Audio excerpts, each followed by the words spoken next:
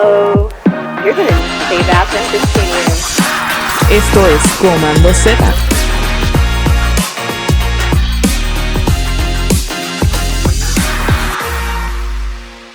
Aquí Leis Kruger en otro episodio más de Comando Z Podcast. Hoy me encuentro desde Humacao. Un poquito chévere el clima, yo creo, ¿verdad? Se siente fresco en Puerto Rico.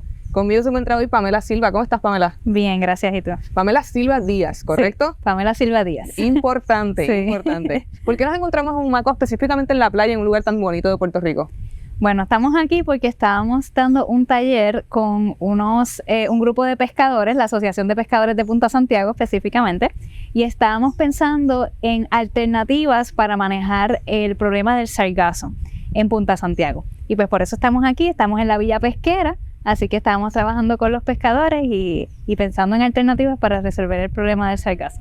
La gente que escucha y ve a Comando Z a través de sus canales de YouTube y de podcast, saben que nosotros hablamos sobre el diseño, sobre lo que es la tecnología, y muchas veces la gente ni siquiera piensa que el diseño se puede aplicar a cosas tan cotidianas como lo que es la pesca. Uh-huh. Pero antes de comenzar en el tema inicial, quiero hablar un poco sobre ti. ¿Quién eres? ¿A qué te dedicas? Háblale un poco a nuestra audiencia. ¿Qué hace Pamela?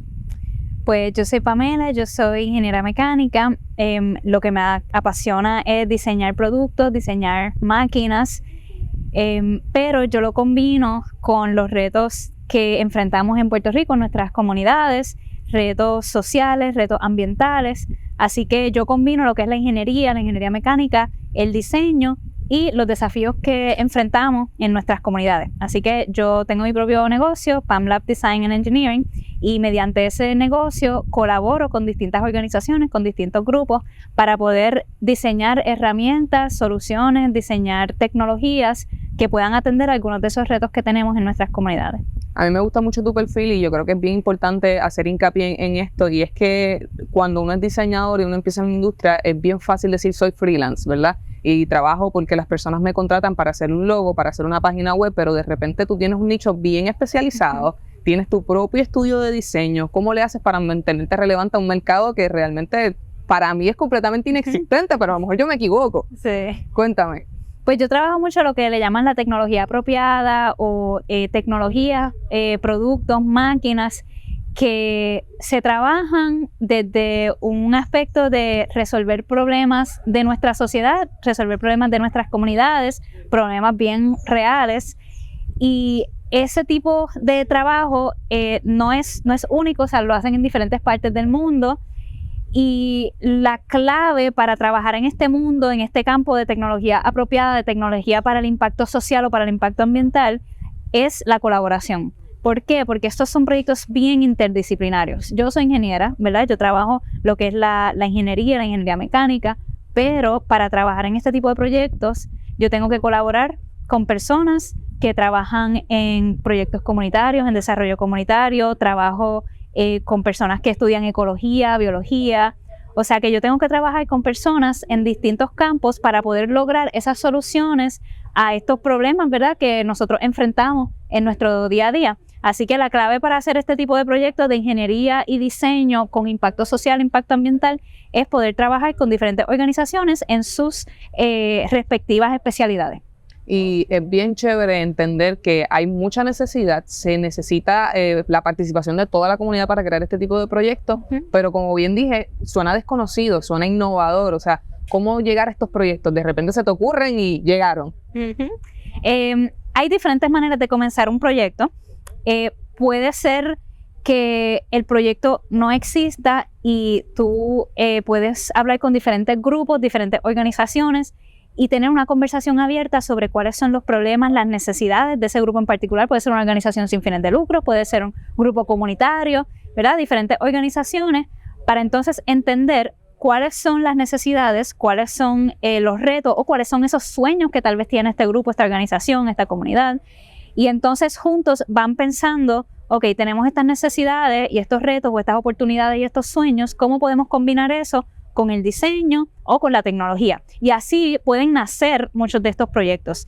Puede ser que los proyectos ya hayan nacido y necesiten desarrollarse. Puede ser que alguien ya tenga una idea, un grupo ya tenga una idea, y entonces están buscando personas que le ayuden a concretizar esa idea. Así que se pueden dar de diferentes modos.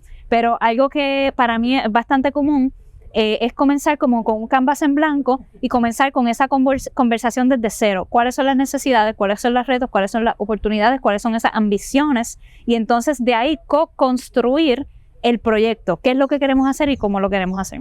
Los diseñadores muchas veces nos centramos en diseñar en solitario y me pasa muchísimo. A veces estoy haciendo investigaciones para research, para experiencias de usuario y estoy en mi cueva, al frente de mi pantalla, simplemente con mi computadora. ¿Cómo tú defines el diseño participativo y cuán diferente es eso de lo que muchos de nosotros hacemos todos los días? Pues precisamente el diseño participativo, que también se le llama la co-creación, es precisamente lo que estás describiendo, que es retar un poquito esta práctica de diseñar solos, de construir solos. Es distinto a que un grupo de diseñadores o ingenieros, ¿verdad?, nos vayamos y en nuestra oficina, en nuestro laboratorio, vayamos y pensemos en cuáles son los desafíos y vamos a pensar en soluciones para esos desafíos en nuestra esquina. Pues el diseño participativo reta un poco ese tipo de práctica y es una metodología y un acercamiento al diseño y a la ingeniería donde invitamos a múltiples personas, a diferentes actores, a diferentes organizaciones, a grupos comunitarios y todos y todas y todes formamos un equipo y somos un equipo de creación, un equipo para crear este proyecto. Digamos que somos todos el equipo de diseñadores, el equipo de ingenieros, de ingenieras, y entonces así juntos podemos darle forma a este proyecto. Es una metodología donde lo que se hace es que se facilita el proceso de diseño, se facilita el proceso de ingeniería, incluso de construcción, de desarrollo de prototipos, de implementación. Así que lo pueden pensar más que una construcción, es una facilitación para que las otras personas, todo el mundo, pueda diseñar, pueda ser creativo, pueda dibujar, pueda pensar en ideas, pueda construir y pueda implementar. Así que eso es lo que quiere lograr el diseño participativo y la co-creación. Hay una conversación que tengo muy fuertemente discutida, no solamente en mi hogar, sino también con mi equipo de trabajo de Command Z. Sí, los estoy echando al medio. Y es esta discusión sobre, es que todos somos diseñadores. Muchas veces ellos me dicen, todos somos diseñadores. Y me da mucha risa porque la conversación radica en que hasta qué punto cualquier persona puede diseñar y cómo, ¿verdad?, el empezar a ser parte de un diseño te hace o no te hace diseñador. ¿Cómo tú entras en esa conversación? Dando tu perspectiva. Bueno, pues yo parto de la premisa de que sí, todos tenemos capacidad creativa y ese es el principio y el fundamento en el cual se basan los diferentes proyectos en los cuales yo trabajo y colaboro, los diferentes talleres de diseño participativo con los que yo trabajo. Todas las personas tenemos esa capacidad creativa, esa capacidad de crear y cada cual tiene su diferente acercamiento, tal vez trabajamos de manera distinta, pero sí tenemos esa capacidad de crear. Y de esa manera nosotros entonces podemos colaborar con diferentes personas de diferentes trasfondos, de diferentes especialidades, diferentes experiencias de vida. Yo he trabajado en talleres de co-creación donde estamos diseñando máquinas, diseñando productos y hay personas de diferentes edades, desde adultos mayores hasta niños y niñas, adolescentes, personas adultas, o sea, personas de diferentes edades, viniendo de diferentes trasfondos. Algunas personas tal vez pasaron un proceso de educación formal, otras personas no tienen ningún tipo de educación formal. Algunas personas no están ni siquiera familiarizados con la lectura y la escritura. Y todas esas personas se juntan para formar un equipo y contribuyen y tienen ideas y juntos y juntas pueden entonces llegar, ¿verdad?, a esa tecnología o ese producto o esa solución que queremos crear. Así que yo sí estoy convencida y lo he visto en todas estas experiencias de diseño participativo, que todas podemos ser creadoras, creadores, todos podemos, yo digo aquí somos innovadores, somos ingenieros, somos diseñadores. Lo que hace falta a veces son esos espacios para poder sacarle la creatividad a las personas. ¿Por qué? Porque a veces nosotros tenemos la creatividad dentro de nosotros, pero como nos hemos criado, a veces esa creatividad pues tal vez se suprime un poco y entonces no la sacamos. Así que se deben facilitar esos espacios para que nos sintamos cómodos y cómodas imaginando, soñando, dibujando, creando. Y entonces esa es la clave del diseño participativo también. Y me pareció bien interesante que en el día de hoy nos encontrábamos con niños que tuvieron unas ideas increíbles, que las verbalizaron incluso con menos miedo que los adultos. Correcto. Y es interesante ver entonces cómo los niños, más allá de tener o no tener miedo, simplemente tienen una manera de crear y verbalizar lo que crean. Y eso realmente es sumamente hermoso. Es poderoso, sí. Definitivamente. Y me gustaría también un poco entonces reafirmar, ¿tú sí crees que todo el mundo puede ser diseñador? Yo creo que sí. Yo no voy a dar mi opinión. Ok. Podemos continuar debatiendo esto. No, es que la discusión va a estar con el equipo de trabajo de Comanceta cuando vea el episodio. Sí, sí. Háblanos un poco sobre el diseño participativo. Quiero que hablemos un poco sobre el campo de la ingeniería. Sé que también trabajas con hardware y que realizas también maquinaria. Sí, pues como les mencioné, yo soy ingeniera mecánica. Eso quiere decir que mi especialidad, a lo que me dedico, es diseñar lo que le llamamos productos físicos o máquinas, que eso se distingue de la tecnología digital, como las aplicaciones móviles, los software, los programas, websites, etc. Así que yo me enfoco en diseñar estas máquinas o productos físicos y lo hago sí de manera participativa. Eso puede ser retante porque lo que yo he aprendido es que muchas personas se sienten bien distantes de lo que es una máquina o una tecnología hardware. Muchas personas sienten que no son capaces de crear esa máquina, ese robot, como dicen a veces, ese producto.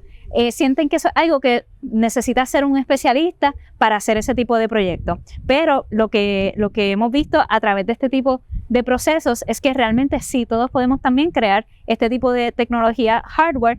Y en el campo de la ingeniería mecánica y del diseño de productos, algo bien importante es la manufactura, ¿verdad? Que eso es un poco distinto también a las tecnologías digitales. Algo bien importante es la manufactura y a veces también pensamos, pues para manufacturar eso se necesita un taller de manufactura. Pero ¿qué pasa? En el tipo de diseño de tecnología que hacemos muchas veces con comunidades, estamos especializándonos en tecnología de bajo costo, tecnología accesible, tecnología que se pueda construir con materiales que estén disponibles para la comunidad, para las personas.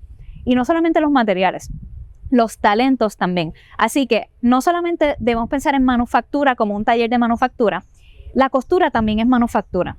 La ebanistería también es manufactura, la artesanía también es manufactura. Así que tenemos muchos procesos de fabricación que sí están disponibles y accesibles en nuestras comunidades. Tenemos muchos machine shops que trabajan con piezas de carros, tenemos muchas personas que trabajan soldadura.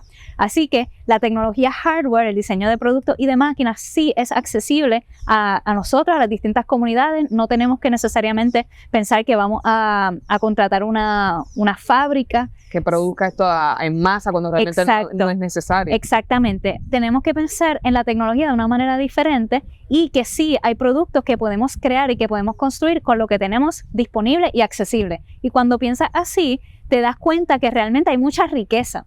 No hay tanta carencia, hay mucha riqueza. Porque en vez de pensar, no puedo hacer esto porque no tengo este recurso, puedes pensar, ¿qué puedo crear con los recursos que tengo? Qué bueno que mencionas eso porque justamente te quería preguntar y lo vi hoy en el taller, que muchas veces pensamos, wow, no tengo los recursos o no tengo el conocimiento porque ella es ingeniera y yo no.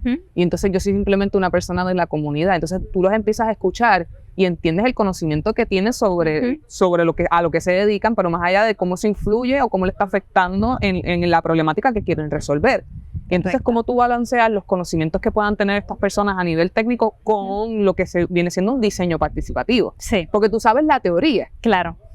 Y eso es clave también para poder llevar bien estos procesos de co-creación, porque la comunidad siempre está en el centro, ¿verdad? O el grupo de participantes que uno tenga para este proyecto de diseño participativo.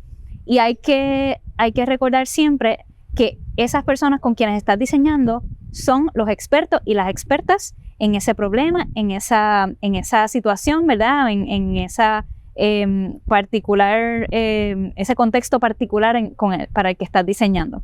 Así que teniendo eso en mente, hay que siempre poner sobre la mesa y basar la conversación en las experiencias de estas personas con quienes estamos diseñando, también los recursos que hay en esa comunidad, ¿verdad? O en esa organización, en ese contexto, y los talentos. ¿En qué son expertos? Y como mencioné, tal vez hay expertos en costura, tal vez hay expertos en ebanistería. ¿Cuáles son esas riquezas que hay en este grupo de personas? Y eso es lo que va a hacer un proyecto exitoso y duradero, porque si no, podemos caer de paracaídas en una comunidad que no es recomendable y puede hacer mucho daño.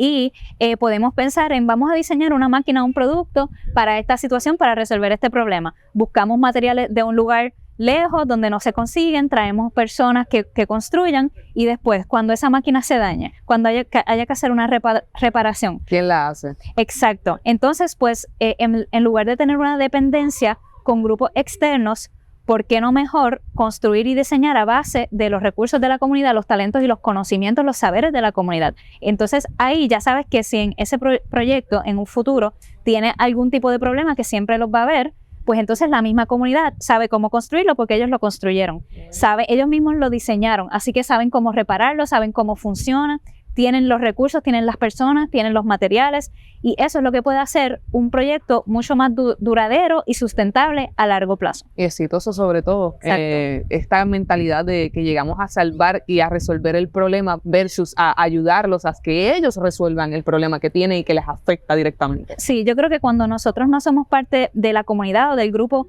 con quienes estamos codiseñando, tenemos que vernos más como una herramienta, ¿verdad? Como un recurso, pero que realmente ese grupo debe tener el liderazgo del proyecto. El liderazgo, y eso quiere decir también que deben tener el liderazgo en la toma de decisiones de ese proyecto y en la continuidad de ese proyecto. Y entonces ahí es donde realmente uno puede ver esa autogestión y ese poder que podemos tener sobre un proyecto, ¿verdad? O sobre la solución o la búsqueda de soluciones de un problema. ¿Cómo nosotros podemos aplicar esto a nuestras tareas de diseñadores del día a día? Ahora mismo acabas de decir algo que me pareció interesante, y es que a veces, y hablo por mi experiencia propia, me complico demasiado al traer una solución que probablemente pueda resolver con algo más sencillo al momento y, ¿verdad? Y poco a poco trabajándolo, pero a veces nos complicamos tratando de hacer las cosas tan espectacular que terminamos haciendo nada. Sí.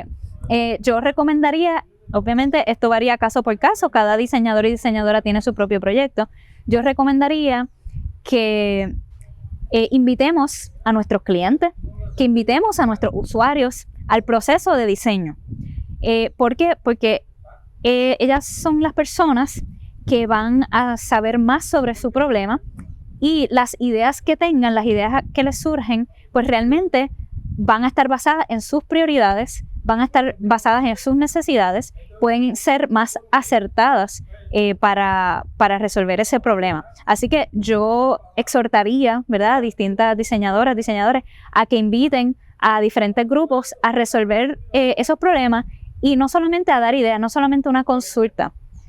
Vamos a hacer prototipos juntos, vamos a construir juntos, vamos a implementar juntos, porque entonces de ahí vas a ver lo que mencioné anteriormente, que las ideas van a ser más acertadas, hay una mayor probabilidad de que esa solución funcione, porque las ideas vinieron de las mismas personas que tenían el problema, ¿verdad?, o la situación. Y al final del día, pues va a haber un sentido de pertenencia, porque yo fui parte de este diseño, y va a haber un sentido de pertenencia que va a apoyar que ese proyecto sea más exitoso a largo plazo. Hay algo que tenemos aquí en el programa que se llama Fallando en lo Fácil. Yo te voy a dar la mía, te voy a responder la pregunta dándote mi opción según lo que vi hoy en el taller. Okay. La pregunta es, ¿cuál es el error que cometen los diseñadores cuando quieren ser parte de diseño participativo? Y yo creo que te lo comenté, el hecho de sentir que somos los salvadores. De repente yo los escuchaba y yo decía, es que es tal cosa. Y yo, no lo voy a decir porque es que eso no me incumbe a mí, yo estoy aquí de observadora. Y yo veía que ellos lo resolvían de maneras más sencillas aún y tenían la solución en un 2x3. Sí. ¿Cuál tú crees que es el error que más cometen? Sí, y solamente aportar ahí que no es que no des tus ideas, porque tus ideas pueden entonces ser combustible para que todos piensen, pero no imponer ideas. Y eso que acabas de mencionar es sumamente importante, especialmente cuando hablamos de diseño participativo y con comunidades geográficas, tanto en Puerto Rico como en otros países, porque lamentablemente a veces la cura puede ser peor que la enfermedad. A veces podemos pensar que tenemos una solución magnífica Y no solamente puede ser que eso no resuelva el problema, puede hacer más daño que bien, especialmente en comunidades que ya están vulnerabilizadas, están empobrecidas. Entonces tenemos que tener mucho cuidado en ese tipo de contexto. Otro error, ¿verdad?, que suele cometerse, subestimar el proceso de reclutamiento, el proceso para crear este tipo de proyectos. En primer lugar, la confianza y las relaciones son clave. Eso es sumamente importante. No podemos pensar que vamos a hacer un taller de diseño y todo bien rápido y ya, ¿verdad?, después nos vamos y todo va a salir bien. No, hay que cultivar relaciones, hay que cultivar la confianza. Eso es sumamente importante también para tener proyectos duraderos y respetuosos y que realmente pues sean una colaboración auténtica y que puedan entonces ser beneficiosos. También eso es para comenzar un proyecto. Al terminar un proyecto, algo que yo he visto mucho en proyectos de diseño y en proyectos de investigación también, es que no se le da seguimiento al proyecto. Sí. ¿Qué pasó después de ese taller? ¿Qué pasó después de esa investigación, de esas entrevistas? Muchas personas dicen, di de mi tiempo, pero entonces no sé en qué quedó. Correcto. Eso es bien problemático. Así que yo también exhorto, ¿verdad?, a cualquier persona que esté haciendo proyectos de diseño o de investigación con comunidades, pues les exhorto a que piensen en cómo van a concluir esos proyectos, cómo van a darle continuidad y cómo van a darle seguimiento. Eso puede ser tan sencillo como hacer una presentación final, exponer tal vez los hallazgos, también dar reconocimiento. Algo que yo hago en mis proyectos de diseño participativo es que si en algún momento pensamos en propiedad intelectual, todos somos coinventores. Si hay una publicación académica, todos somos coautores, ¿verdad? Todas las personas que participaron de ese proceso. Así que es bien importante también dar ese crédito a todas las personas que colaboraron en un proyecto de diseño participativo. Definitivamente, y más cuando realmente es un proyecto de comunidad que le pertenece y le afecta y les beneficia a todos. Claro, exacto. Historias de terror. Cuéntanos cuál ha sido tu peor experiencia trabajando diseño participativo. Bueno, ¿y qué aprendiste sobre eso? De todo se aprende. De todo se aprende. Puede ser el milagro y no el santo. Sí, de todo se aprende. Te puedo dar un ejemplo de un proyecto en el que estuve involucrada cuando yo era estudiante, que toca algunos de estos puntos que estábamos mencionando anteriormente. Estábamos trabajando en una comunidad fuera de Puerto Rico donde habían muchos problemas de energía eléctrica y estábamos trabajando pues con proyectos de energía alternativa. Pero entonces, estando en la comunidad, nos dimos cuenta que realmente no había como tanta pasión por ese proyecto o tanto interés incluso en el proyecto de parte de los miembros de la comunidad. Y entonces eso, nosotros, ¿verdad?, como estudiantes, pues estábamos un poco confundidos de por qué eso estaba pasando. Claro. Y cuando hicimos entonces esta investigación y hablamos con las personas de cómo se originó el proyecto, nos dimos cuenta que realmente el problema de energía eléctrica no era tan importante para ellos. Sí, se iba la luz de vez en cuando, pero realmente eso no era tan problemático. Realmente tenían un problema más serio de agua. Y entonces, ¿qué pasó? Se estaba resolviendo el problema que no era en esta comunidad. Y habían muchas presunciones, ¿verdad? Se presumía, exacto, se presumía, pues no tienen luz todo el tiempo, pues eso debe ser un problema bien grande. Pero realmente hay que, y esto es una de las lecciones aprendidas, ¿verdad?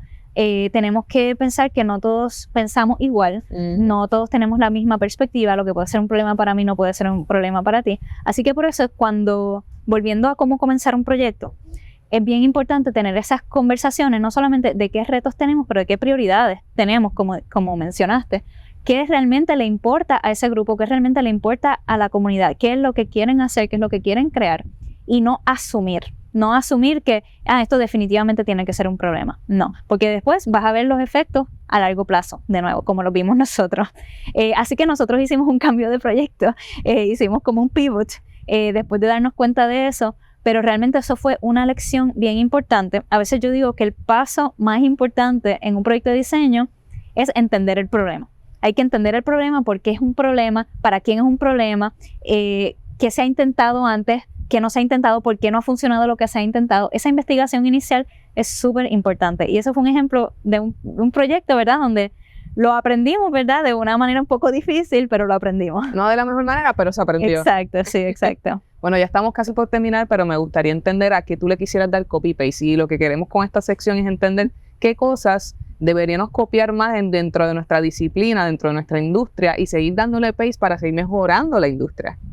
Ok. Pregunta complicada. Ok, como que quisiéramos replicar. Sí. Okay. Pasa que acuérdate que es como en Z, que le damos copy paste. Sí. Pero es lo correcto, ¿qué quisiéramos replicar? Ok. A ver, algunas buenas prácticas que yo he visto. Bueno, algo que yo creo que es bien importante es que cuando hacemos proyectos de diseño y de diseño participativo, que no invirtamos solamente en la parte de la ideación. A veces nos fascina la parte de la ideación. Claro, crear, imaginar. Eso es bien divertido. El brainstorming. Y yo estoy de acuerdo, a mí me encanta la parte de la ideación. Y es bien importante, es súper importante. Pero a veces nos quedamos en la ideación. Y, por ejemplo, hay proyectos donde, digamos que hay un evento de diseño, un hackathon, ese tipo de eventos donde nos quedamos en la parte de idear y pues después que cada cual lo desarrolle como quiera. Una buena práctica que yo he visto, que creo que se debe replicar más, es invertir tanto en la ideación como en el desarrollo del proyecto, como en la implementación y el ecosistema de apoyo para la implementación de esos proyectos. Así que, por ejemplo, ¿cómo puede verse eso? En vez de comenzar un proyecto que sea un fin de semana para hacer un fin de semana de diseño, por ejemplo, pues hacer un proyecto, ¿verdad? De 1 año, 2 años, obviamente eso va a tomar tiempo en lo que se desarrolla, claro. Se recaudan fondos, etcétera.